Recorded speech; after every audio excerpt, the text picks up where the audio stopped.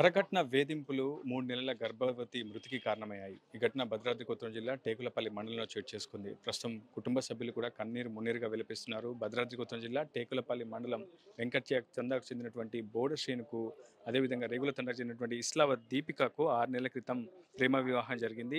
పెద్దల్ని ఎదిరించి మరి ఇద్దరు కూడా ప్రేమ వివాహం చేసుకున్నారు.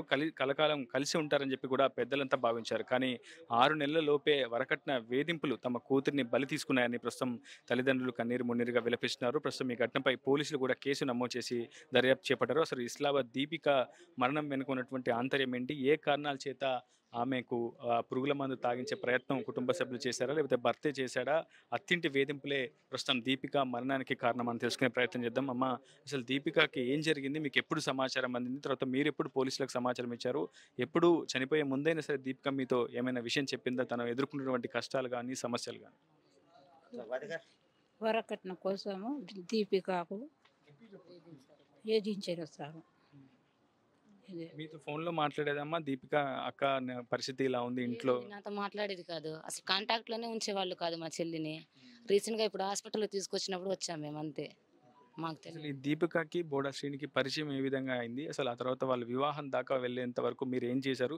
కనీసం మీకు అప్పుడు సమాచారం లేదా? పెళ్ళైన తర్వాత అయినా సరే 1, 2 సార్లు మీరు పుట్టింటి వారు కాబట్టి దీపికని కలవడం కానీ, ఏమన్నా మాట్లాడే ప్రయత్నం చేయడం జరిగిందా? వాళ్ళ ఇంట్లోకి రానిచ్చేవారా? అసలు దీపిక ఎటువంటి వేధింపులకు పాల్పడినట్లు మీకు సమాచారం ఉంది? చనిపోయడానికి ముందు ఏమైనా చెప్పిందా దీపిక మీకు?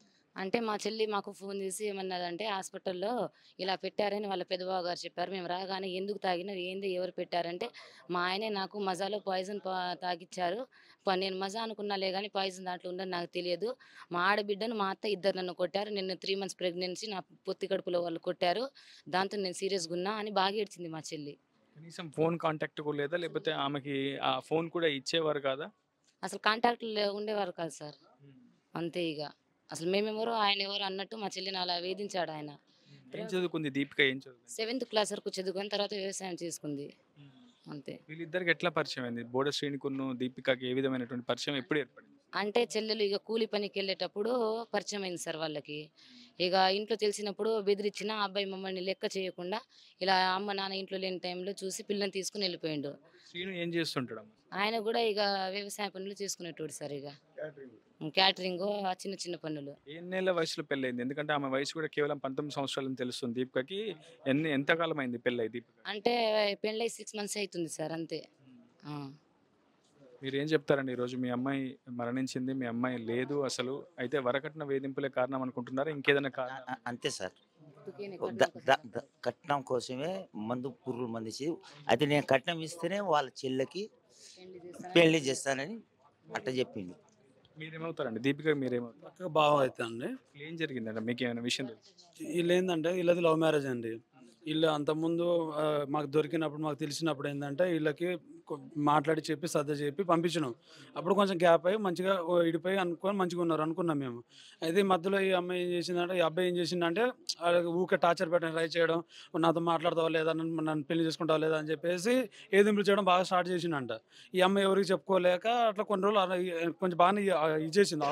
సో దాని తర్వాత ఏంటంటే ఈ అబ్బాయికి మేము వాళ్ళ అన్నను వాళ్ళ మామయ్యలు ఎవరంటే వాళ్ళని పిలిపించి మాట్లాడినాం మేము. పిలిపించి మాట్లాడితే ఇది కరెక్ట్ కాదు, ఇది కరెక్ట్వే కాదు, అమ్మాయి పెద్ద ఏజ్ కూడా కాదు, అబ్బాయి పెద్ద ఏజ్ కూడా కాదు, ఒక చదువు లేదు ఏం లేదు అబ్బాయికి, మళ్ళీ ఇలాంటి చేస్తే మాత్రం మేము కేసు పెట్టాల్సి వస్తుంది, తర్వాత జరగాల్సిందే అన్నీ జరుగుతుంది అని చెప్పేసి వాళ్ళకి ఇచ్చి మాట్లాడి స్టేట్మెంట్ ఇచ్చి పంపించినాం మేము. పంపించిన తర్వాత ఓకే అంత మంచిగా ఉన్నారని చెప్పేసి మేము భావించి ఉన్నాం. దాని తర్వాత ఏం చేసిందంటే ఈ అబ్బాయి వచ్చేసి మధ్యలో కొన్ని రోజులు గ్యాప్ మంచిగానే ఉన్నారు. తర్వాత ఏం మళ్ళీ మాట్లాడడం ఎప్పుడు స్టార్ట్ చేసారు, అబ్బాయి మళ్ళీ బలవంతం చేయడం ఎప్పుడు స్టార్ట్ చేసి తెలియదు. దాని తర్వాత నుంచి మళ్ళీ ఈ అమ్మాయి కొన్ని రోజులు తీసుకొని వెళ్ళిపోయింది బయటికి. తీసుకొని వెళ్ళిపోయిన తర్వాత మళ్ళీ మేము దేనికి ఈ వీళ్ళ కాపురంలో కలహాలు ఎందుకు మొదలయ్యాయి? కారణం ఎవరు? ఇప్పుడు ఈ అబ్బాయి ఏంటంటే ఖాళీ బికారుగా తిరుగుతాడండి. ఒక జాబ్ అని లేదు, ఒక పని అంటూ లేదండి. ఇప్పుడు ఏది దొరికితే ఆ రోజు ఆ పూట గడవడం కోసం అనేది తిరుగుతాడు ఆ అబ్బాయి. ఏంటంటే వీళ్ళది పక్క ఏరే ఊరు, పక్క ఊరు. ఈయన ఎప్పుడు చూసినా అమ్మాయిలు ఎక్కడ ఉంటే అక్కడ తిరుగుతూ ఉంటాడు అనమాట. ఇప్పుడు తిరుగుతా ఉన్న ఏ అబ్బాయి అయినా ఇట్లా ఊకే తిరుగుతుండే చూస్తుండే ఈ అమ్మాయికి ఏదో కొంచెం ఇష్టం అనిపించింది అమ్మాయికి. అట్లా మాట్లాడి ఇట్లా లొంగ తీసుకుంది ఈ అబ్బాయి అనేది.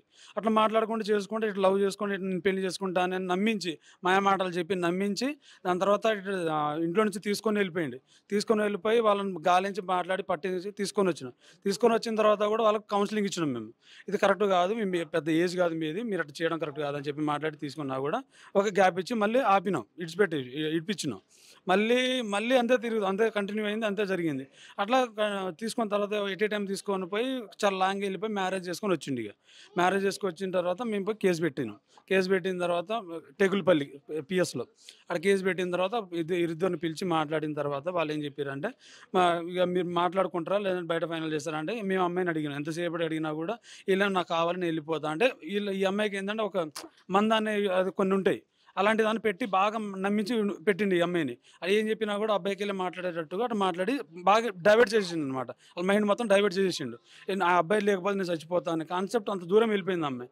సో అప్పుడు ఎంత చెప్పినా కూడా వినలేదు అమ్మాయి. మేము వద్దు, మేము మంచి సంబంధించి పెళ్లి చేపిస్తాం అట్లా ఎంత చెప్పినా కూడా వినకుండా, ఇక నేను పోతే ఈ అబ్బాయితో పోతా లేదంటే బతకను సావని చెప్పి అంత మైండ్గా వెళ్ళిపోయింది, డీప్ వెళ్ళిపోయింది. ఆ స్థాయిలో ఇద్దరి మధ్య ఒక ప్రేమ బాండింగ్ అనేది జనరేట్ అయిన తర్వాత ఎందుకు వరకట్నం కోసం బోర్డర్ శ్రీను దీపికను పదే వేధించాడు?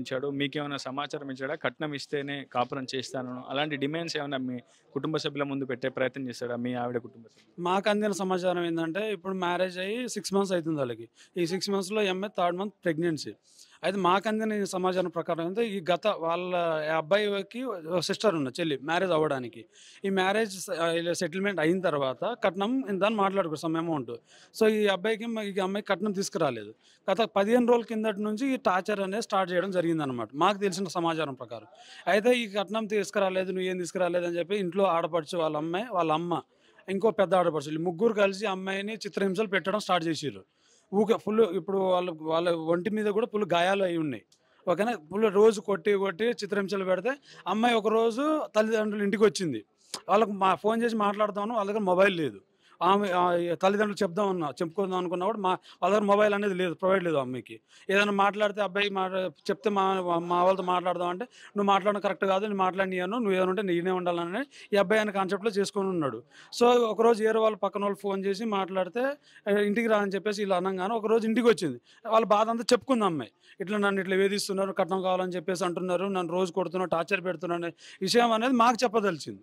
చెప్పిన తర్వాత గత 1 week బ్యాక్ 5 days బ్యాక్ ఈ అబ్బాయి తెలియకుండా ఇప్పుడు ఈ అమ్మాయి టార్చర్ భరించలేక ఈ అబ్బాయి కూడా ఏమనిపించింది తెలియదు, పాయిజన్ ఒక వాటర్ మజా బాటిల్లో తీసుకొచ్చి అది ర్యాట్ మందు వచ్చేసి అందులో కలుపుకొని వచ్చి 2 bottles ఇప్పుడు అమ్మాయికి ఇచ్చిండు. అంటే ఇందులో కలుపుకొని విషయం తెలియదు అమ్మాయికి, చెప్పలేదు. ఇందులో నేను కల్పిస్తున్నా అని చెప్పే విషయం చెప్పలేదు ఆయన.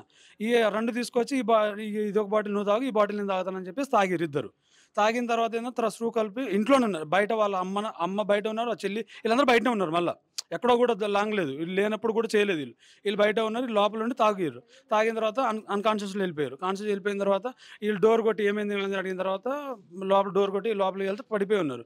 తర్వాత ఈ నుంచి 108 కాల్ చేసి అంబులెన్స్ వచ్చిన తర్వాత ఈ నుంచి హాస్పిటల్కి వెళ్ళారు. వీళ్ళు హాస్పిటల్ వెళ్ళి మన కొత్తగూడెం ఏరియా హాస్పిటల్, ప్రభుత్వ హాస్పిటల్కి వెళ్ళారు. అడిగిపోయిన తర్వాత ఏం చెప్పారంటే, ఈ అమ్మాయికి అడిగితే నేను ఎలాంటి పాయిజన్ తాగలేదు, నాకేం లేదు, నేను మంచిగా ఉన్నానంటే తెలిసి ఈ అమ్మాయి చెప్పుకోదగింది డాక్టర్కి. అంటే ఈమెకు తెలియదు కదా, తాగిన విషయం ఈమెకు తెలియదు. ఈ అబ్బాయికి తెలుసు. ఈ అబ్బాయికి నేను తాగినా అని చెప్పి సపరేట్గా నేను తాగినా నాకు వామిటింగ్ చెప్పిండి అనే విషయం చెప్పిండి అబ్బాయి చెప్పిండు వాళ్ళకి, మాకు తెలిసిన సమాచారం ప్రకారం. మొత్తంగా తమ కుమార్తెకు తెలియకుండానే అటు పురుగుల మందు తాగించి ఆమె హత్యకు కారణమైనటువంటి బోర్డర్ శ్రీను, అతని కుటుంబ సభ్యులు, వరకట్న వేధింపులకు పాల్పడినటువంటి బోర్డర్ శ్రీను కుటుంబ సభ్యులను కఠినంగా శిక్షించాలంటూ ప్రస్తుతం దీపిక కుటుంబ సభ్యులు అటు పోలీసులను కూడా వేడుకున్నారు. నా పేరు ఎన్ చంద్రభాను, నేను SDPO ఇల్లందు. నిన్న జరిగిన 106/25లో క్రైమ్ నెంబర్లో డౌరీ డెత్ ఒకటి రిపోర్ట్ అయింది. దాన్ని ఎంక్వైరీ నిమిత్తం మనం కొత్తగా మన ఖమ్మం మార్షల్ రూమ్కి రావడం జరిగింది. ఆ కేసు డీటెయిల్స్ ఏంటంటే, వాళ్ళిద్దరు పిల్లలు గత 6 నెలల క్రితము భార్యాభర్తలు ఇద్దరు పెళ్లి చేసుకున్నారు. అంటే వాళ్ళ పెద్ద మనసులో వాళ్ళు ఒప్పించుకొని వాళ్ళిద్దరు ప్రేమించి పెళ్లి చేసుకున్నారు. దాని తర్వాత ఇంట్లో అమ్మాయి కట్నం తేయలేదని చెప్పేసి వాళ్ళ తల్లిదండ్రులు వీళ్ళు వేధిస్తున్నారని చెప్పేసి ఆ పిల్లగాడు, అంటే ఇప్పుడు చనిపోయిన డిసీజ్ వాళ్ళ భర్త సీను అనే అతను ఏదో ఆల్కహాల్ మామూలుగా పాయిజన్ అంటే ఎలకల మందు మరియు గడ్డి మందు 2 కలిపేసి కూల్ డ్రింక్స్లో కలిపి, నేను మందు తాగినా, ఈ కూల్ డ్రింక్ తాగినా నువ్వు కూడా తాగు అని చెప్పేసి ఆ పిల్లగాడు అమ్మాయికి ఇవ్వడం వల్ల అమ్మాయి నిన్న చనిపోయింది, నిన్న మధ్యాహ్నం. ఆ అబ్బాయి కూడా కండిషన్ సీరియస్గా ఉంది. దాన్ని పోస్ట్ మార్టం చేయడానికి మేము వచ్చాం. పోలీసులు కూడా ఈ ఘటనపై కేసు నమోదు చేశారు, దర్యాప్తు చేపడుతున్నారు. మొత్తం 7గురిపై కేసు నమోదు చేశారు టేకులపల్లి పోలీసులు. ప్రస్తుతం ఇల్లందు డీఎస్పీ చంద్రబాబు నేతృత్వంలో కేసు దర్యాప్తును అయితే ముందుకు తీసుకువెళ్తున్నారు. ఖచ్చితంగా నిందితులపై కఠిన చర్యలు తీసుకునే విధంగా ప్రయత్నం చేస్తామని పోలీసులు కూడా బాధితులకైతే హామీ అయితే ఇచ్చారు. ఏదేమైనప్పటికీ ప్రస్తుతం టేకులపల్లి మండలంలో విషాద ఛాయలు అలుముకున్నాయి. 3 నెలల గర్భవతి అయినటువంటి దీపిక ఇక తిరుగురాదనే ఆ చేదు నిజాన్ని ఆ కుటుంబ సభ్యులు దిగమింగుకోలేకపోతున్నారు. ప్రస్తుతం బోర్డర్ శ్రీను ఆరోగ్య పరిస్థితి కూడా విషమంగానే ఉన్నట్లు మనకు సమాచారం అందుతుంది. ఇది video news reporter Uday TV Khammam నుంచి. మరిన్ని వీడియోస్ కోసం ఛానల్ ని సబ్స్క్రైబ్ చేయండి. లేటెస్ట్ అప్డేట్స్ కోసం వాట్సాప్ ఛానల్ ని ఫాలో అవ్వండి. ఆ లింక్ డిస్క్రిప్షన్ లో ఉంది.